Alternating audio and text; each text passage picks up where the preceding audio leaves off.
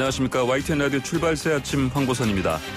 오늘은 추미애 법무부 장관의 아들 서모 씨의 군 특혜 관련 의혹에 대해서 추 장관 사퇴와 특임 검사를 요구하게 된 이유를 최형두 국민의힘 원내대변인에게 들어보고요. 집단 행동으로 국시, 즉 국가고시를 거부한 의대생들이 많은 상황에서 오늘부터 시작되는 국시가 어떻게 치러질지 이윤성 한국보건의료인 국가시험원장과 이야기 나눠보겠습니다. 그리고 시사일문 토크쇼 한 분만 판다. 또 못다 나더고 국제 소식까지 만나보겠습니다. 2020년 9월 8일 화요일 YTN 라디오 출발새 아침 힘차게 출발합니다. 네, 오늘의 꽃기어 뉴스 박철민 뉴스캐스터와 함께합니다. 안녕하십니까? 안녕하세요, 박철민입니다.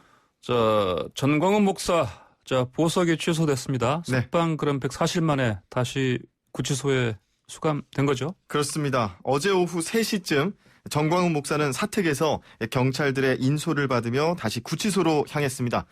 서울중앙지방법원이 전 목사의 보석을 취소해달라는 검찰의 청구를 받아들인 겁니다. 경찰 차량에 탑승하기 전에 취재진 앞에서 잠시 발언을 하기도 했는데요. 이 자리에서 전 목사는 우리 교회가 방역을 방해한 적이 없다라는 거를 공무원들이 다 알고 있는데 그걸 자꾸 언론에서 마치 방역을 방해한 것처럼 몰고 가니까 재구속되지 않느냐라면서 기자들을 향해서 쓴소리를 했습니다. 이거 재구속된 건 그것 때문이 아닌데요. 그렇죠? 예. 재판부가 보석을 취소한 이유는 전 목사가 법원이 정한 조건을 위반했기 때문이다. 이렇게 했는데요. 맞습니다. 그렇죠? 네. 예, 정확한 지적이시고요. 이 법원이 지난 4월 보석을 허가한 이유가 있는데요. 예, 위법한 집회나 시위에 참가해서는 안 된다라는 조건을 지키는 범위에서 이제 보석을 허가해 준 거죠. 예. 그런데 전 목사가 광복절에 집회를 참가했잖아요. 이 집회가 불법 집회라는 논란으로 이어지자 보석 조건을 어겼다고 판단을 한 겁니다. 법원이 전 목사가 보석으로 풀려날 때 냈던 보증금 5천만 원 가운데 3천만 원도 국가에 귀속시켰습니다. 전 목사 측 즉각 항고했죠? 그렇습니다. 또 구속 집행 정지도 함께 신청했는데요. 전 목사의 혐의가 한두 가지가 아닙니다. 우선 서울시 등으로부터 감염병 예방법 위반 등의 혐의로 고발이 됐고요. 예. 또 앞서서 공직선거법 위반 사건으로 재판을 받아야 하는 상황이죠. 전 목사는 지난해 말부터 올해 초까지 집회 현장에서 21대 국회의원 선거에 당시 자유한국당을 비롯한 자유우파 정당들을 지지해달라는 취지로 발언을 해서 사전 선거운동 혐의로 재판에 넘겨졌고요. 또 계속되는 집회에서 문재인 대통령의 명예를 훼손한 혐의도 받고 있습니다. 이거는 검찰이 추가한 혐의입니다. 네, 교회 목사로서 국민들에게 사과를 할 마음 전혀 없어 보입니다. 네. 근데 반대로 100년 역사를 가진 충북 청주한 교회는 코로나19 관련해서 사과한다는 현수막 내걸었네요. 그렇습니다. 이게 온라인상에 또 화제가 됐는데요. 예. 청주시 상당구의 청주제일교회입니다. 1900년대에 지어졌으니까 이제 100년이 넘은 교회라고 알려져 있고요. 예. 교인은 한 1000명 정도 되는 아주 소규모의 교회인데 지난 3일부터 교회 외벽에 1000명이면 소규모는 아니에요. 소규모는 아닙니까? 예. 네. 교회 등록 인원이 1000명 정도 되는 상황인데요. 네, 그래요. 네. 지난 3일부터 교회 외벽에 대형 현수막을 내걸었는데 현수막에 이렇게 쓰여 있습니다. 코로나19 확산, 교회가 진심으로 죄송합니다라는 문구가 새겨져 있고요. 또 세상과 지역사회의 아픔을 외면하지 않는 좋은 이웃이 되겠습니다라는 내용이 담겨 있습니다. 전광훈 목사한테서는 이런 얘기가 언제쯤 나올려나요? 네, 그러진 않겠죠? 네. 가능성이 적죠. 일부 교회가 대면 예배를 강행하는 모습 보였는데 이 교회 현수막 말씀하신 대로 온라인에서 큰 반향을 일으키고 있죠. 네, 그렇습니다. 지난달 수도권 교회 등에서 또 집단 감염이 발생했고요. 방역 지침에 부정적인 태도를 보였던 일부 교회들도 있습니다. 그래서 대면 예배를 강행하는 교회들도 있었고요. 여론이 안 좋은 상황인데요. 이 교회는 이와 대조적인 모습을 보이고 있기 때문에 온라인상에서 응원하는 댓글들을 확인할 수 있었습니다. 이 교회는 지난 3월부터 모든 예배를 온라인으로 진행했는데요. 교회 관계자는 현수막 게시가 특별하거나 큰일은 아니다라면서 우리 교회가 사회를 향해 죄송한 마음을 갖는 게 마땅하다라고 덧붙였습니다. 다음 소식 역시 코로나19 때문이긴 한데 이낙연 더불어민주당 대표 또다시 어제 일정 취소하고 자택대기 들어간 상황이죠? 네. 풀려나긴 했죠, 근데? 그렇습니다. 예. 또 국회 출입 기자가 확진 판정을 받았기 때문입니다. 또 기자입니까? 네. 예. 한정혜 민주당 예. 정책위의장이 최근 코로나19 확진 판정을 받은 국회 출입 기자와 취재차 만났는데요. 예. 이후에 이낙연 대표와 한 정책위의장이 어제 오전 국회 본회의에서 만나서 대화를 한 겁니다. 이 대표는 이런 이유로 자택 대기에 들어갔던 상황이었는데 다행히 말씀하신 것처럼 한 정책위의장이 어제 음성 판정을 받으면서 이 대표의 활동 재개도 가능해졌습니다. 네. 자, 이 대표 그동안 코로나19 이 확진자 때문에 여러 차례 자택 대기했지 않습니까? 네. 네. 총 예. 4번 검사를 받고 예. 4번 음성을 받았는데요. 예. 그래서 이 대표는 최근 자가격리와 관련한 농담을 던지기도 했습니다. 네. 지난 6일 정세균 국무총리와 만난 자리에서 격리를 2번씩이나 하셨다라는 정 총리의 말에 네. 4번 검사 받고 4번 음성 나오고 2번 격리를 한 거죠. 예. 그러면서 이렇게 말을 했습니다. 자가격리는 특별히 부부 금슬이 좋지 않으면 안 하는 게 좋다라고 농담을 건넨 바 있습니다. 이야기 들으니까 이 농담 들으니까 기억나는 게 네. 중국에서 초기 코로나19가 한창 번질 때 거기도 자가격리 많이 했지 않습니까? 예. 그래서 근데 부부들 사이 거기는 이혼율이 급증했다 이런 얘기도 있었습니다. 한때 그런 보도가 있었는데. 네. 자, 다음 소식 살펴보죠. 정세균 국무총리가 어제 국민들에게 추석 이동 좀 최소화해달라 이렇게 부탁했네요. 그렇습니다. 예. 정 총리가 어제 한 TV 뉴스에 출연해서 이렇게 말한 건데요. 올해 추석 때는 도로 이용료를 받는 쪽으로 해서 가능하면 이동을 줄여달라는 강력한 메시지가 들어있다라고 덧붙였습니다. 네. 그동안 명절 때마다 고속도로 통행료는 면제였는데요. 이게 2017년 법안이 통과된 다음부터 이렇게 면제를 해준 겁니다. 그런데 올해 추석엔 그대로 받기로 한 거죠. 다만 정부의 추석 방역 대책이 강제가 아닌 권고라는 점에서 실효성을 가질지는 의문인 상황이고요. 이에 방역 당국은 국민들이 고향과 친지 방문을 하더라도 그 피해를 최소화할 수 있도록 세부 수칙을 마련해 코로나19 확산을 최소화하는 데 주력할 방침입니다. 자, 다음 소식은 코로나19 이 상황 때문에 정말 국민들로부터 큰 신뢰를 받는 분인데 네. 정은경 방역대책본부장이 갑자기 무슨 말입니까? 살인죄로 고발했다고요? 그러니까요. 저도 깜짝 놀랐습니다. 예, 누가 이런 네. 고발한 겁니까? 이 정은경이 그 정은경이 맞나 싶을 정도로 제가 헤드라인 보고 깜짝 놀랐는데요. 네. 광화문 집회에 참여한 극우 단체들이 정은경 중앙방역대책본부장을 고발했습니다. 살인죄로 고발했고요. 예. 또 사건은 서울중앙지방검찰청이 맡게 됐습니다. 고발한 극우 단체 명단 불러드릴게요. 자유민주국민운동, 정치방역 고발연대, 공권력 감시 국민연합, 공권력 피해 시민 모임 등입니다. 이들은 지난 4일 정 본부장이 지난 2월 일부 전문가 요구에도 입국 제한을 하지 않아 국내에 코로나19가 확산했다며 정 본부장을 미필적 고의에 의한 살인 혐의 등으로 고발했습니다. 또 이들은 광복절 집회 참여자들이 코로나19를 확산시켰다는 것은 사기에 해당하며 정 본부장이 참여자들을 감염 주범으로 만드는 조작에 앞장섰다고 주장했습니다. 이 단체들은 지난달 15일 광화문 광장에서 열린 광복절 집회에 참가한 것으로 알려졌는데요. 댓글은 당연히 정은경 본부장을 응원하는 댓글들이 많았고요. 네네. 좀 강경하게 말씀하시는 분들은 이건 제 말이 아니고 댓글입니다. 뭐라 그럽니까? 제정신이냐, 무고죄로 처벌해라, 관심조차 주지 말자 등의 반응을 보이고 있습니다. 자, 마지막으로 독감 무료 접종 시작된다는 소식인데 무료로 해준다면서요? 그렇습니다. 코로나 시국이기 때문에 특히 독감 주의해야 합니다. 오늘부터 독감 무료 예방접종이 시작되는데요. 먼저 생후 6개월에서 만 9세 미만 어린이 중에 인플루엔자 예방접종, 그러니까 독감 예방접종을 생애 처음으로 받거나 올해 7월 1일 이전까지 접종을 한 번만 받은 어린이들은 오늘부터 맞을 수가 있습니다. 그것도 무료로요. 백신을 한 번 접종한 뒤에 한 달 안에 또 한 번을 추가 접종해야지 이 어린이들은 접종이 완료됩니다. 네, 그래야 저게 생기죠? 면역력이 생기니까요. 예. 네. 1회 접종 대상 어린이와 임산부 같은 경우에는요. 이번 달 22일부터 무료 접종이 가능하고요. 올해부터 만 62세에서 만 64세 어르신들도 무료 접종 대상으로 포함됐는데 10월에 연령대별로 순차적으로 진행됩니다. 정은경 본부장은 안전한 접종을 위해 대상 연령별로 접종 시작 시점을 분리해서 순차적으로 시행한다고 말했습니다. 아니 이렇게 또 독감 막으려고 이런 무료로 해주는 분을 살인죄로 고발한 네.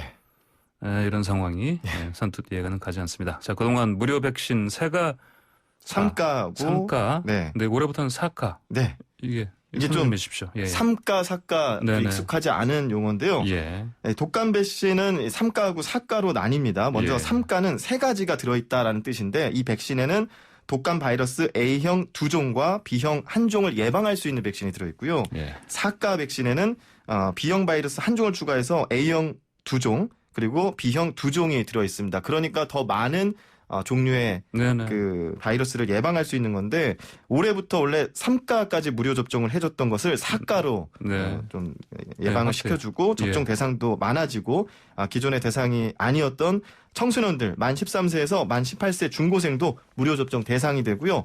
아까 말씀드렸듯이 62세부터 64세 어르신도 무료 접종 혜택을 받게 됐습니다. 네, 독감은 보통 날씨가 추워지는 11월부터 유행하지 않습니까? 네. 근데 이게 접종은 미리 받아야 효과가 있죠. 그렇습니다. 질병관리본부는 접종 2주 후부터 예방 효과가 나타나는 것을 고려해서 11월까지 2회 접종을 끝내야 한다라고 강조를 했고요. 네. 주민등록상 거주지에 상관없이 전국 어디서나 무료 접종을 받을 수 있으니까요. 가까운 병원에 무료 접종 이렇게 쓰여 있는 곳이 있으면 어딘지 가셔서 대상자들은 받으시면 되고 무료 접종 대상이 아닌 분들은 4가 기준으로 유료 접종이 2만 원 내외입니다. 뭐 그렇게 비싸지 않으니까 네. 접종 꼭 받으시는 게 좋겠습니다. 네, 오늘의 꼭 기운 뉴스 브리핑 잘 들었습니다. 감사합니다. 고맙습니다. 네, 지금까지 박철민 뉴스캐스터였습니다.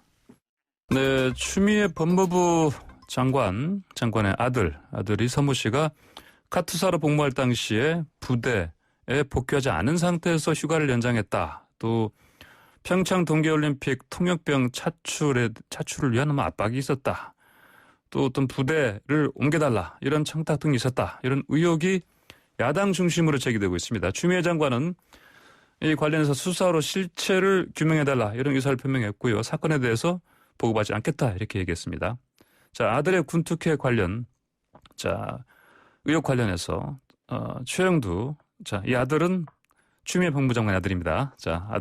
관련해서 최영두 국민의힘 원내대변인과 이야기 나눠보겠습니다. 최 의원님 안녕하십니까? 네, 안녕하십니까? 근데 먼저 국회 출입기자 또 코로나19 확진 때문에 국회 좀 셧다운 우려가 생겼습니다. 어떻습니까?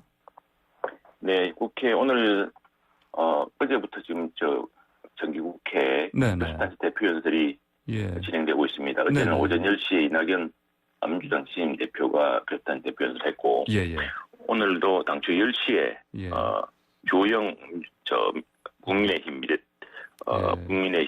원내대표 교수단체 대표 연설이 있을 예정이었습니다. 그런데 어제 그 상황 때문에 오후 2시로 연기되었습니다. 아하. 예, 지금 이제 국회 소통관 언론인들이 주로 출입하고 브리핑과 기자회견을 하는 소통관이 이제 잠시 폐쇄된 상태고요.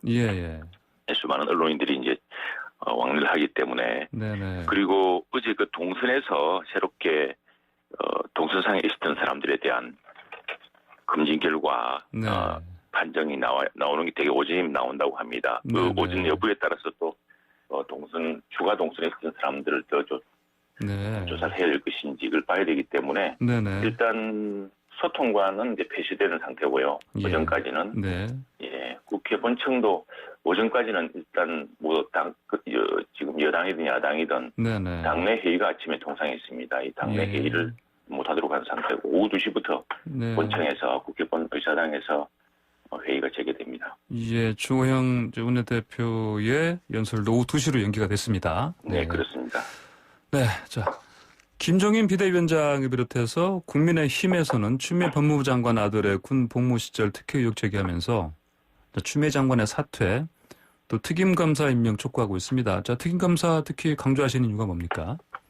지금 이게 이제 사실 법무부 장관이라고 하면은 이게 사실 정의를 구현해야 되는 장관 아니겠습니까? 그래서 영어로도 저스티스 장관입니다. 정의부 장관이죠. 법무부란 거지. 그런데 지난번 이제 조국 장관의 경우에는 딸의 이제 논문 문제, 경리학 논문을 쓴 게 맞느냐는 의문에 시작되어서 빨리 그 당시에는 검찰 수사가 빨리 이루어졌습니다. 이루어졌는데 이번의 경우는 보통 대한민국 이제 그 자녀들, 남자들 군대 보내본 부모들이라든가 직접 군대를 다녀온 사람들이라면 상상할 수 없는 이런 일들이 계속 나오고 있습니다. 그래서 이게 조사가 되어야 되는데 이 조사가 지금 8개월째 그냥 수사 중인 상태입니다. 예. 그리고 이제 최근 밝혀진 바에 따르면은 이 추미애 장관, 당시 당대표겠죠. 보좌관과 이 아들이 속해있던 부대의 장교와 통화를 한 사실, 이 전화 통화 관련된 진술이 있었는데 이걸 검찰에서 조서에 담지 않는 그런 상황도 드러났습니다. 이게 넉장 수사를 벌였던 곳이 서울 동부지검인데요. 이 동부지검 검사들이 최근 검찰 인사를 계속 연결을 했고 또 주 장관은 주로 친정부 성향을 보여온 사람들을 그 검찰청 책임자로 앉혔습니다. 그래서 지금의 수사팀이 내놓을 결과는 이미 약간 정치에 오연됐다 이렇게 볼 수밖에 없는 처지고요. 예. 그렇다고 한다면은 윤석열 검찰총장이 독립적인 수사팀을 새로 꾸려서 해야 되고 지금 주 장관도 이미 이 자신의 일 아니겠습니까? 빨리 결백을 입증하려고 하면은 독립적인 수사팀을 꾸려서 이 수사 결과에 따르는 것이 맞다고 봅니다. 지금 어제 법무부에서는 주 장관이 더 이상 관련된 보고를 받지 않는다고 이야기했는데 네네. 당사자의 아들에 관한 수사이기 때문에 진작 그렇게 했어야 됐었고요.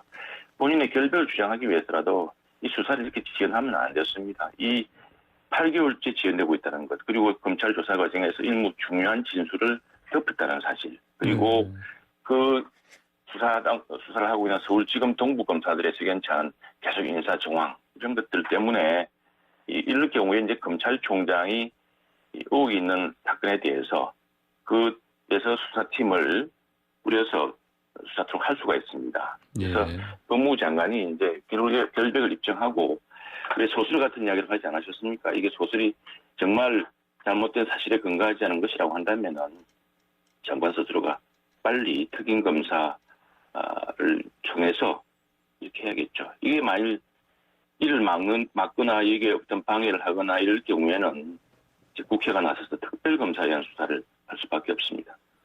근데 이제 그 특임 검사라는 게요. 원론적으로 보자면은 비리 검사를 수사하는 거 아니겠습니까? 네, 사실 그렇습니다. 이번 케이스는 사실은 그 추미애 법무장관 아들의 그 병역 관련 의혹 수사하는 건데요. 이렇게 어떻게 보면 직접적인 수사가 아니지 않습니까? 이렇게 또 네, 법률적으로 이제 대검찰청 군령 160호에 특임검사 운영에 관한 지침이 있습니다.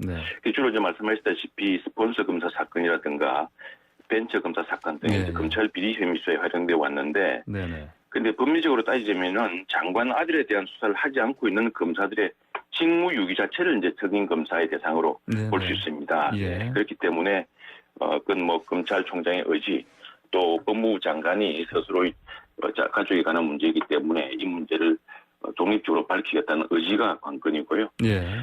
무엇보다도 지금 이게 아까 우리 앵커님께서는 야당에서 주로 나오고 있는 이야기라고 이렇게 하겠습니다. 그게 아니고 보면은 최근에 리얼미터 여론조사를 보면은요.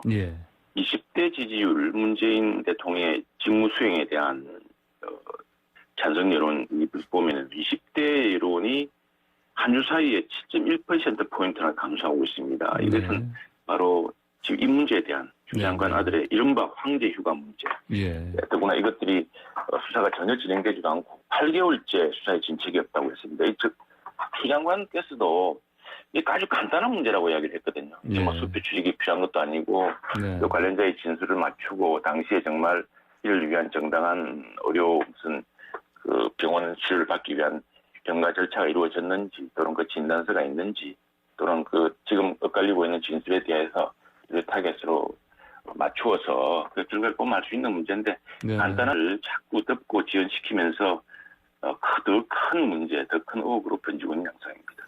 이제 말씀하신 대로 이제 관련 수사가 지금 8개월 되도록 사실은 결과가 나오지 않고 있고요. 그런 상황인데 특임 검사를 요구하시지만 또 이게 혹시 안 되면 당연히 또 특감 아까 말씀하신 대로 특검 쪽으로 방향을 잡아야겠다 말씀하셨는데, 근데 이게 사실 현실적으로는 좀 힘들지 않겠습니까? 특검 쪽은 여당 의석수 때문에. 그렇게 될 경우에 이게 이제 법무부 장관이 스스로 의혹을 키워나가는 것이고요. 세상의 모든 의혹이 그렇습니다. 조국 사건도 그랬고, 이전에 미국에서 대통령 사임을 불렀던 워터게이트 사건도 그랬습니다. 처음부터 간단하게 진위를 밝혔으면 그냥 넘어갈 수 있는 혹은 사과로 넘어갈 수 있는 문제를 자꾸 숨기다가 대통령직까지 위태롭게 하는 그런 사안이 있습니다. 지금 대통령 지지율을 위협하고 있는 그런 상황입니다. 그래서 이건 뭐 여당 특히 이제 추미애 장관이 스스로 간단한 사건이라고 한 만큼 스스로 결백을 푸는 것이 결백하다면은 그 문제에 대해서 결백을 입증하는 방식으로 수단하는 게 정도라고 보고요. 그걸 피한다고 피할 수도 없고 만일 이번에 특임검사를 방해한다거나 또는 특임검사 출근 못하게 한다거나 할 경우에는 더 큰 문제를 부를 거라고 봅니다. 결국 그거는 오히려 본인의 사퇴를 부를 또는 파면을 부를 그런 사태로 치달을 겁니다. 그건 뭐 세상 여론이 다 알고 있는 이야기고요. 네. 자, 좀 더 자세히 좀 들여다보겠습니다. 그 추미애 장관 아들의 군 휴가 특혜 의혹 관련해서 총 뭐 1차, 2차, 3차로 볼 수 있지 않겠습니까? 휴가를. 네. 이제 네. 특히 그 우리 국민의힘의 유상범 의원 같은 경우는 자, 부대 복귀 후에 휴가를 뭐 연장해서 받는 게 그게 규정인데 이걸 지키지 않았다 이렇게 주장을 했고요. 근데 추 장관 아들 변호인 측에서는 뭐 카투사에는 그런 규정 없다. 이런 입장 내놨습니다. 어떻게 보십니까? 이런 논란에 대해서는?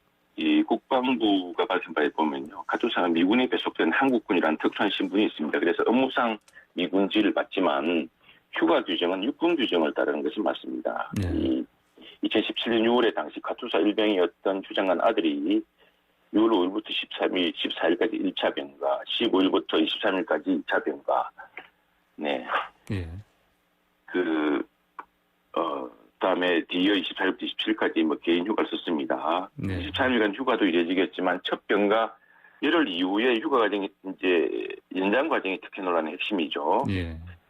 국민의힘 유상범 의원이 공개한 연 10일 넘는 진료 목적 청원 휴가 공개한 바에 따르면은 열흘 연속 이상이 넘는 진료 목적의 청원 휴가를 받으려면 진단서, 의결 절차 이게 다 명시되어 있다고 합니다. 그리고 중환자나 병세약화 같은 이유로 이 소속 부대장이 군병원에 설치된 요양심의위원회 심의 요청을 의뢰하면은 그때서야 비로소 휴가 명령을 발령하도록 명시되어 있다고 합니다. 지금 이제 이런 그 군에 있는 이런 의료 고위 이제 의료 담당 장교들, 고위 장교들의 증언도 나오고 있는데 보면은 통상 외부에서 전화 한 통으로 이렇게 휴가가 연장되는 사례, 또 특히나 통원 치료를 하기 위해서 휴가를 연장하는 사례, 이런 있을 수 없는 일이라고 하고요.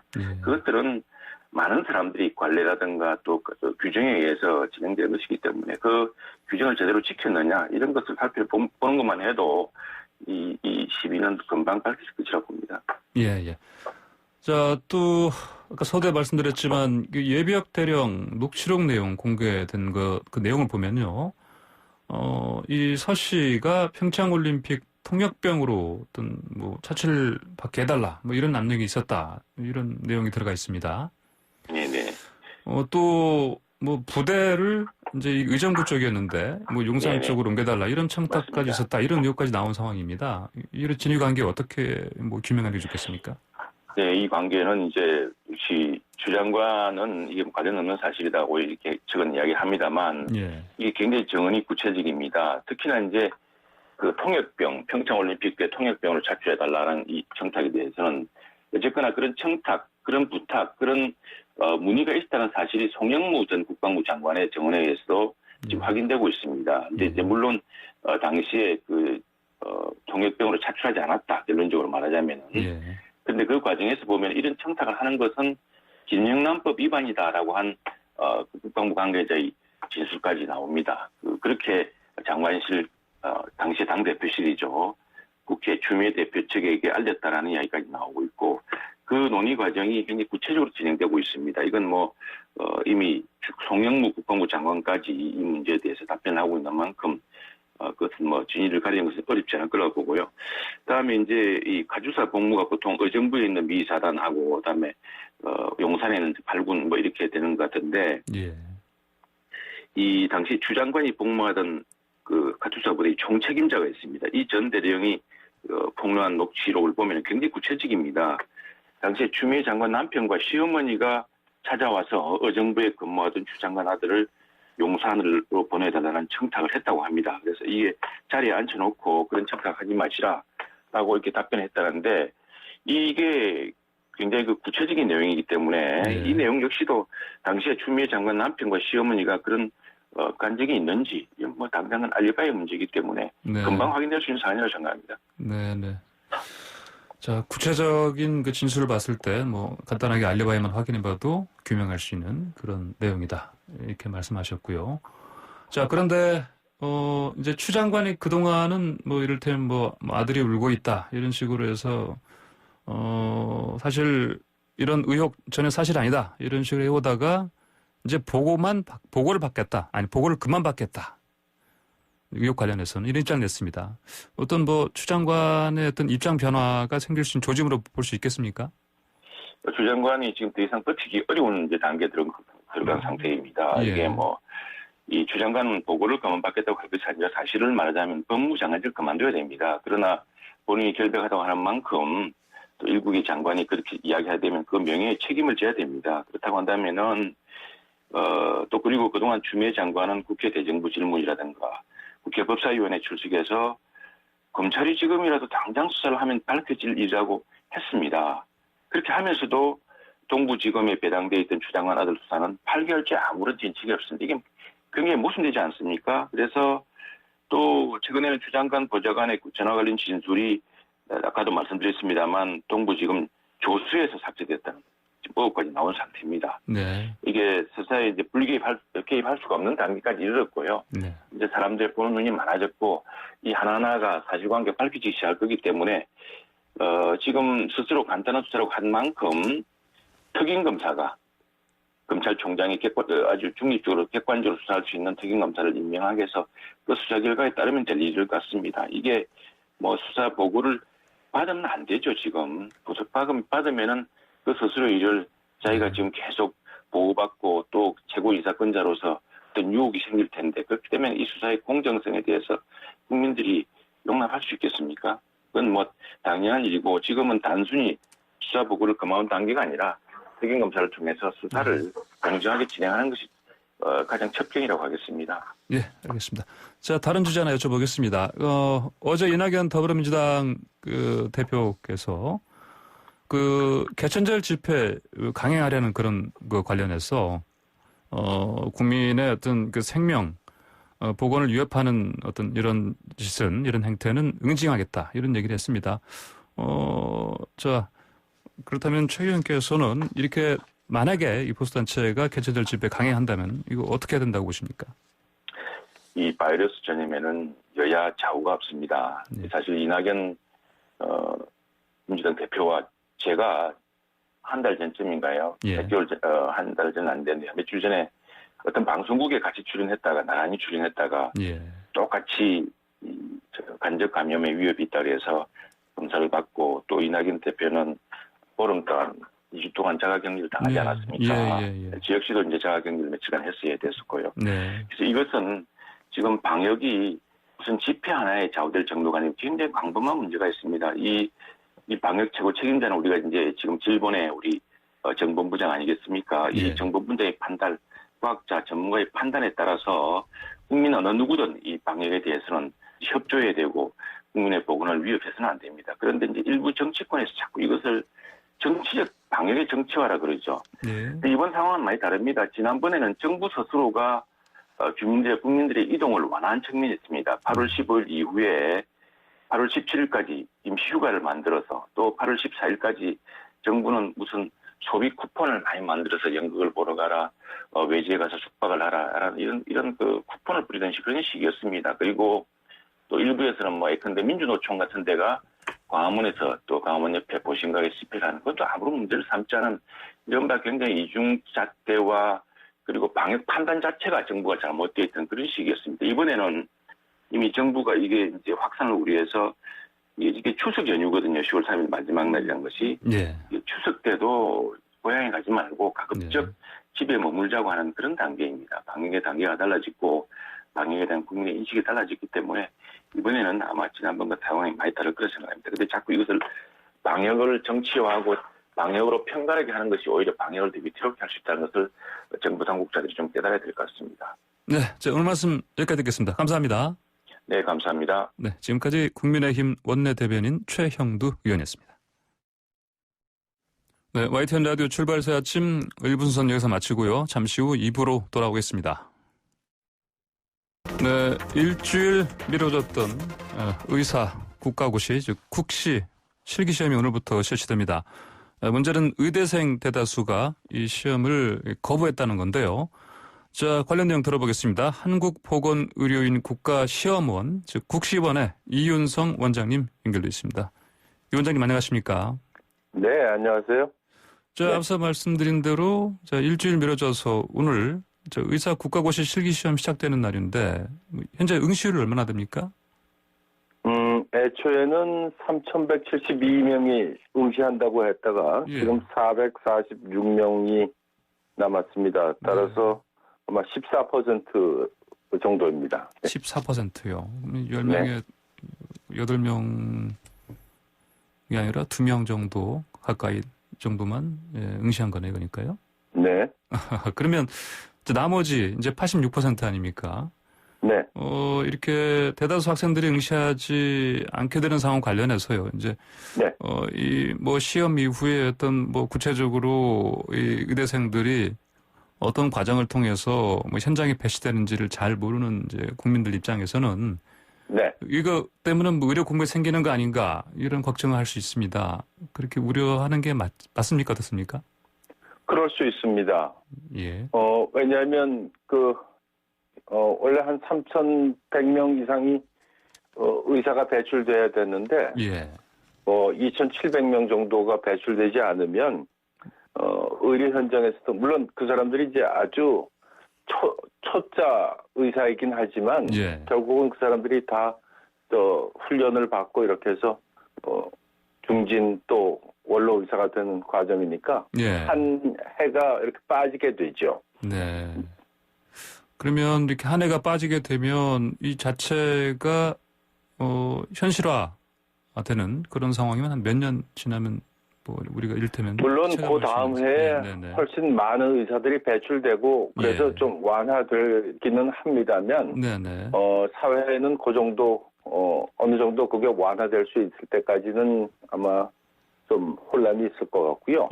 더 중요한 건 개인들이죠. 개인들이 지금 또 대개 한 6년 정도 의사가 되려고 의과대학에서 공부를 했고 그 전에 또 의과대학에 들어오려고 굉장히 애를 썼고 했는데 그 최종 결과를 두고서 시험을 거부함으로써 의사 되는 시기가 1년 늦어지는 건데 사실은 그게 한 1년 늦어지면 합격률이 조금 낮아지는 경향이 있어요. 네, 그래서 본인에게도 큰 불이익이 있지 않을까 하는 그런 걱정이 듭니다. 네, 이제 방금 말씀하신 대로 1년 늦게 이를테면 연기라든지 이런 방식을 통해서 시험을 치르게 되면 그 합격률이 떨어지는 이유가 왜 그렇습니까?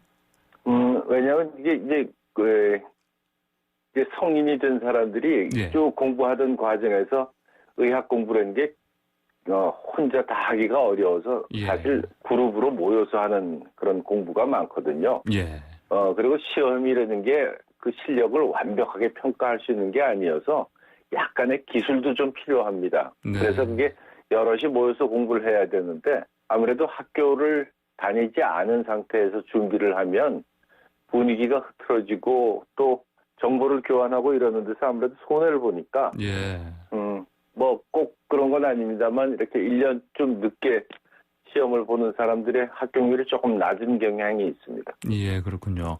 자, 아까 말씀하신 대로 이제 86%에 이르는 학생들이 응시하지 않아서 그러면 당연히 이제 당장 시험 합격해서 의사가 되는 수가 크게 줄어들기 때문에 혼선을 피할 수 없다 말씀하셨는데 그러면 이 관련해서 어떤 대책도 필요하지 않겠습니까? 어떤 대책이 필요하다고 보십니까?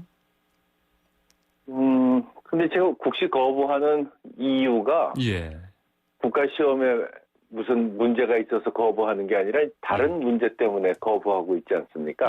그렇죠. 그래서 그게 해결이 돼서 시험을 보면 되는데 지금 시험을 거부하고 있습니다. 그리고 당연히 지금 현재 상태에서는 기회를 연기를 하면서 기회를 줬는데도 국시 거부를 취소하지 않았기 때문에 네. 현재는 국시를 의사국가 시험을 볼 수 있는 자격이 없는 상태가 되어 있습니다. 예.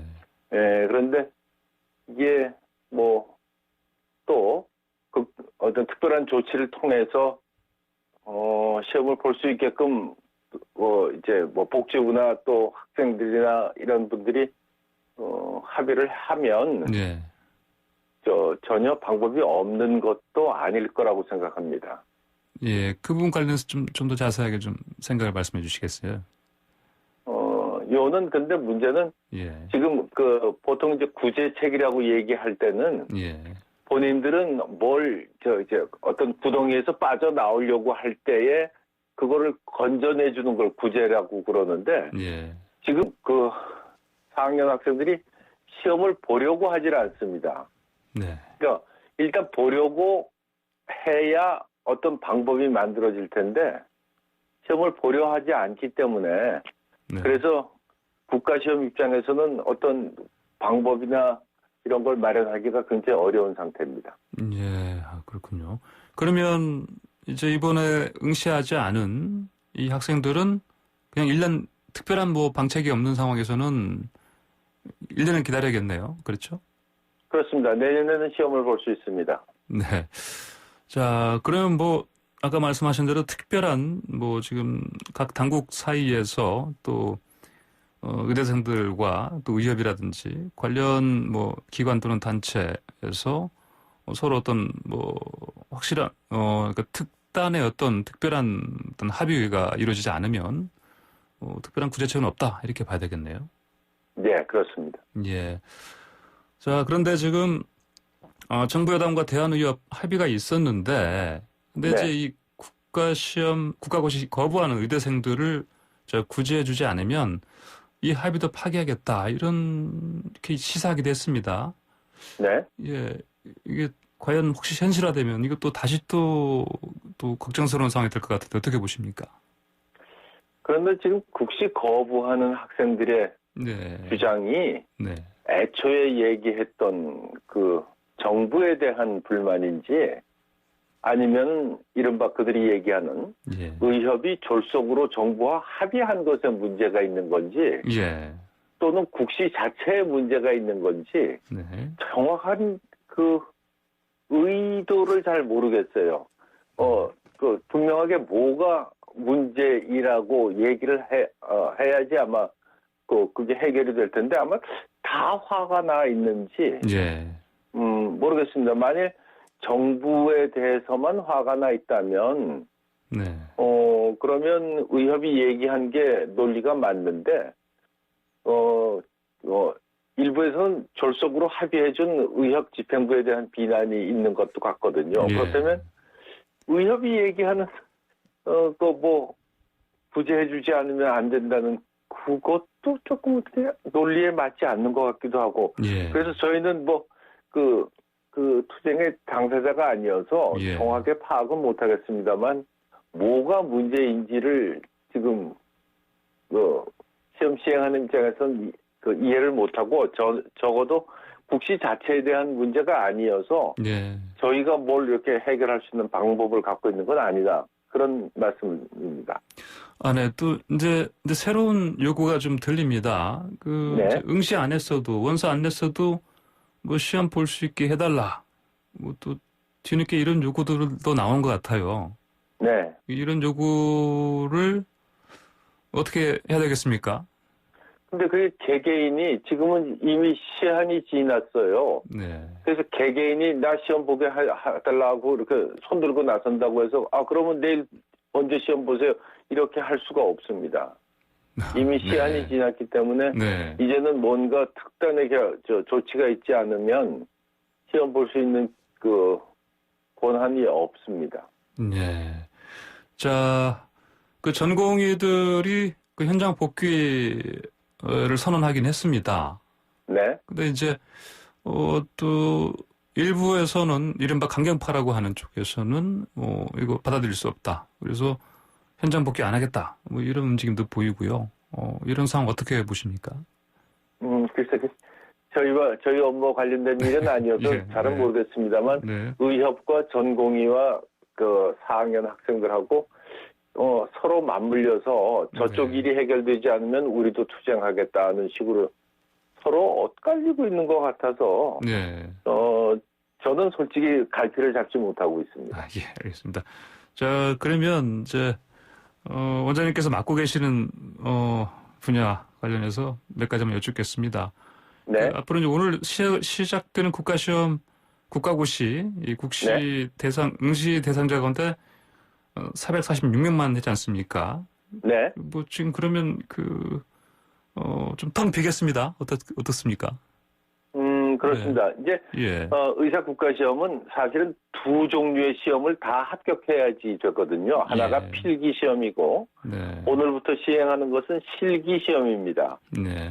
실기 시험은 이제 우리가 모의 환자, 우리가 표준화 환자라고 부르는 모의 환자와 네. 그 의사소통하고 질문하고 그래서 병을 진단해내고 정보를 알아내고 하는 이런 기술을 평가하는 일이어서 예.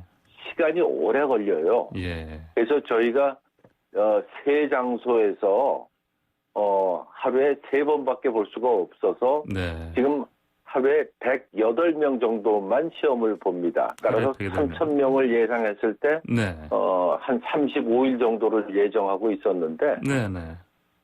기왕에 시험을 보겠다는 분들한테 우리가 날짜를 이미 다 배정을 했거든요. 아, 네. 그래서 그거를 저희가 뭐 일 처리하기로는 다 모아서 한 일주일 안에 다 모아서 시험 보고 시험을 끝내면 제일 좋겠지만 예. 응시자들한테 날짜를 배정한 게 35일 동안 쭉 퍼져 있어서 예. 그분들한테 그 양해를 구하기가 너무 어려워서 네.